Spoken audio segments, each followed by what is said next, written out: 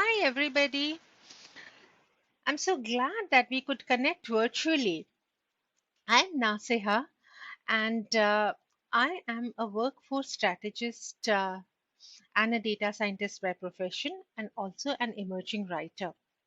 A little about me: I was born in Cuttack, and after that, my job took me to Gurgaon, where I stayed for 14 years. And why that is relevant, I'll just tell you that secret in some time.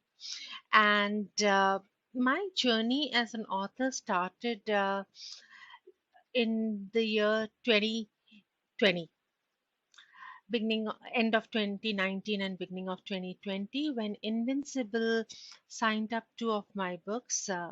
Heir, End of Innocence, and Heir, Dawn of Deception. That was a political thriller, erotic political thriller, and touch wood and thank God for it. It has been recognized for its different style and presentation and has won multiple awards, including the prestigious Author Page Award for Best Debut and Best Women Writer, Author of the Year 2020 by Isperio, and the Feather in the Cap being recognized as 100 Prime Authors of India in 2021. Uh, my third book is again a thriller, but set in three different time of the city in the city that I loved and stayed for 14 years. That's Gurgaon. Yes, you got it right. And Gurgaon is a city that doesn't sleep much, but in these extraordinary 3 years, uh, it slept. The whole city came to a standstill, and this is the story of those nights when the whole city was silent under the lockdown. The year 2020, the year 1947, and the year 1857.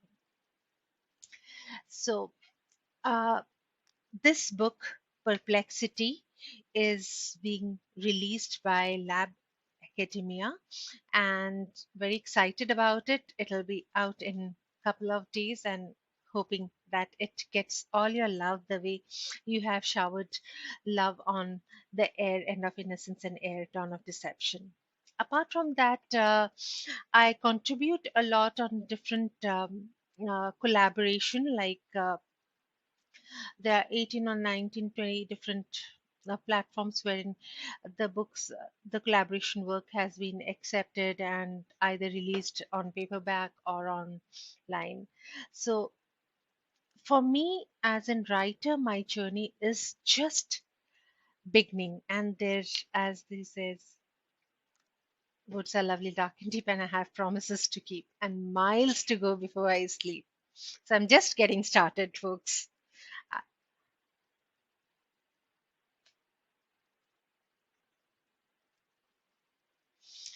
So, about any inspiring or learning incident from my life, I would say that one incident actually that changed a complete my outlook towards life, and that I would attribute it to. I would name that chapter as "Stranger in the Lift." So it so happened that in DLF, I went for an interview. Uh, and the interview went well, but we knew right from the beginning, but because of some comp and benny thing, it would not work. But I was really happy about the discussions that we had, and it was very meaningful. And DLF campus is really beautiful. So I was just smiling to myself, and I came out, and I was in the lift, and there was a gentleman around 60, 65, very kind face, and he looked at me for a second, and then he said, uh, "You looked happy. Something special?" I said, "No, nothing special. Just I'm happy with the way I answered few questions on the interview discussion went on." He said, "So you got the job?" I said, "No, I didn't get the job because the comp and benny and those things are not matching, but." Then he said, "Then why are you happy when the outcome outcome of or the result that you were looking or expecting didn't come the way you wanted it to be. I said, no, I'm not. I don't know, but I guess I'm just happy because I enjoyed that moment and the conversation that I had with such a high person with such a high experience, and it was nice. I liked that I gave in my best, and I liked that experience. And mm, it's just that I didn't. I mean, it didn't work out, but I'm happy with the effort and the experience that I got. That gentleman was quiet for a second, and I could see some tears being, I mean, his eyes were reflecting tears, and then he looked up and said, "Thank you." I said, "Sir, thank you? I mean, I don't know what I have done." He said, "When I woke up today, I was in a very bad state of mind. Nothing was making sense to me. Life felt without a purpose. I was lonely in the whole huge house, wherein I could only see the walls. And I didn't know how to carry on. But still, I guess it was the inertia that got me to my car. The driver dropped me here. I picked up my laptop bag, and I'm here. I am in the lift. But 1 second wherein I saw you smiling without any care, and I just felt like asking what's so great about this. And when you said that, in spite of trying to, I mean, in spite of wanting that job, but still something not working, but you felt like that experience, that made me stop for a second. And in that minute, I could go back and realize the experiences that I had. And I'm feeling very relaxed now. I'm feeling very grateful. That incident was something that changed my life. Prior to this, I was never a very smiley person. To be very honest, it's a honest confession. Confession. I was, uh, but that made me realize that an act of random kindness can change somebody's life. I don't know what that person was going through, but if it changed his day for the better, it could uplift his mood, give him hope. What better could I do? So, a smile, don't, if you feel like smiling to a stranger, please don't hold back. Maybe that person needs it. So, these are acts of random kindness, the arc. You really don't know when it changes somebody's life for better. So, at least I try to do that act of random kindness, like smile to the stranger, say hi, hello to somebody who uh, needs it, or just strike a conversation with somebody who is looking low. Try to talk, to do anything that it may be helpful to somebody.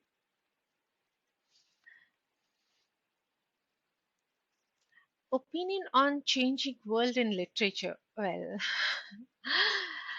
I still live in the century wherein they write a sentence which can go up to 1 page. So but jokes aside,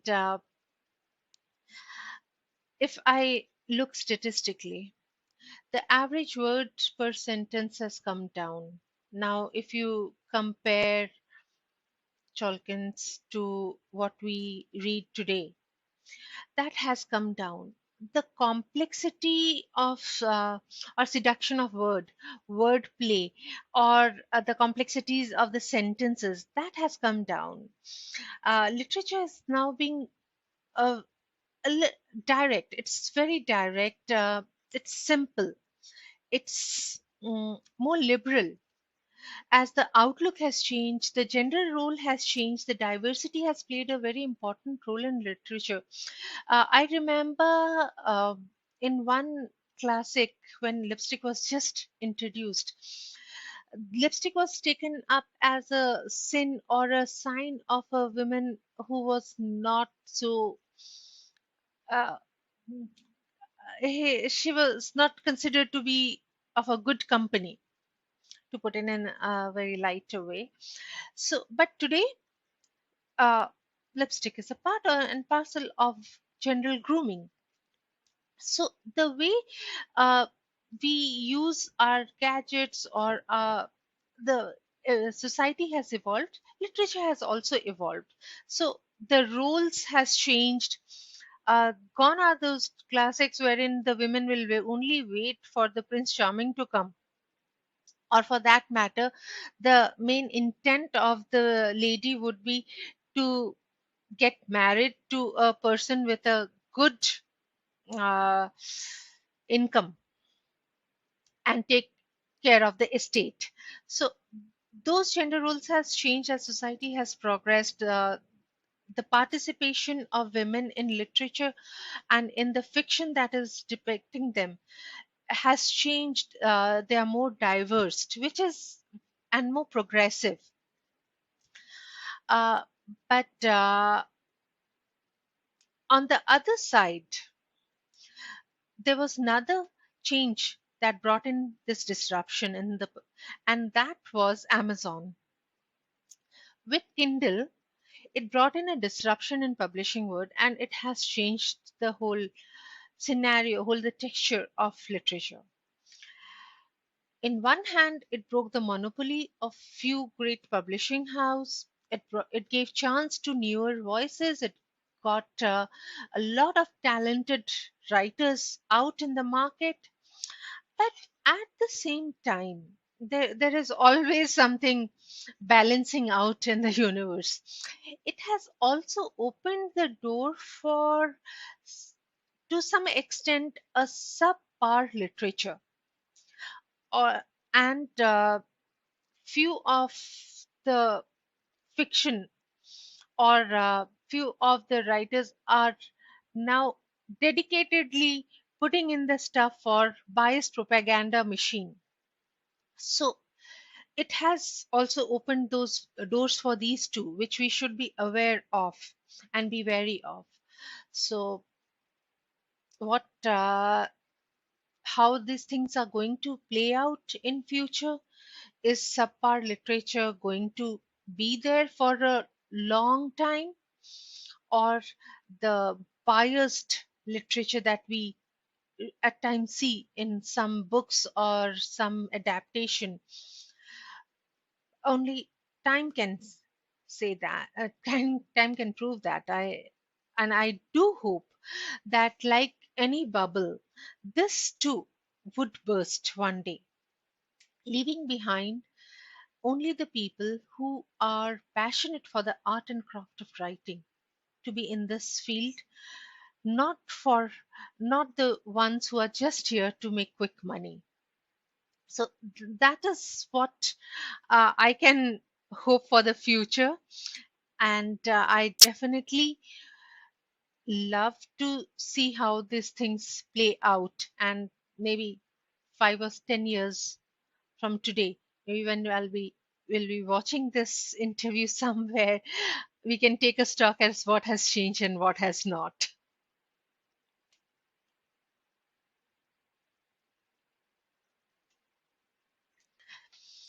About my literary journey experience, well, it's only for 2 years, but these 2 years have taught me a lot.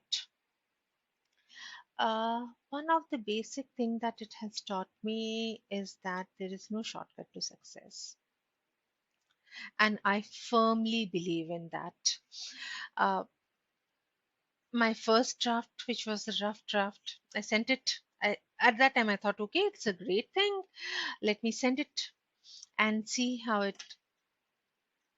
Uh, Thankfully, I got very good responses from people with feedback saying that, hey, this is good, but it needs some work. You can't be in a rush to finish up the book and just send it away.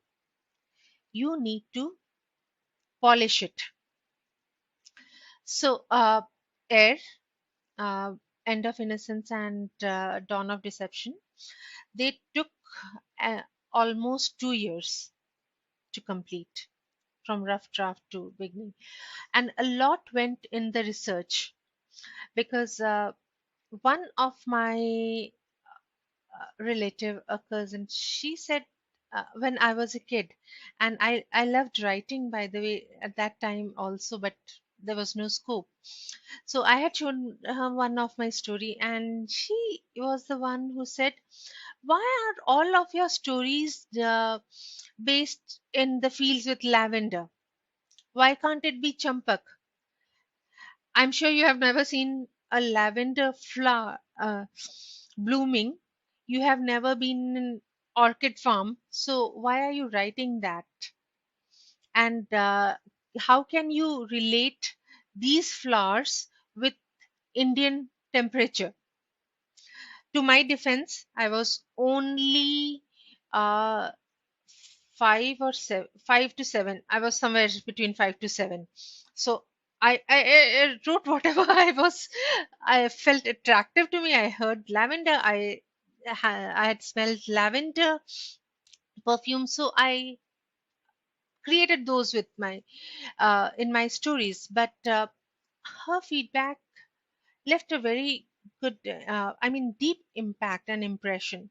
So when I was writing Air, I took care of each and every part of the research. Like if I'm describing a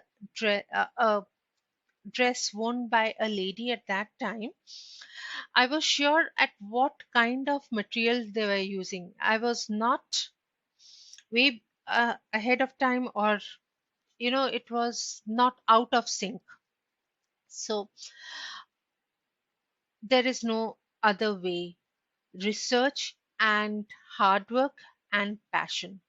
That's the only sustainable thing that I think that works for me. And uh, marketing, networking will get you to a place, but what will sustain you is your passion and your hard work.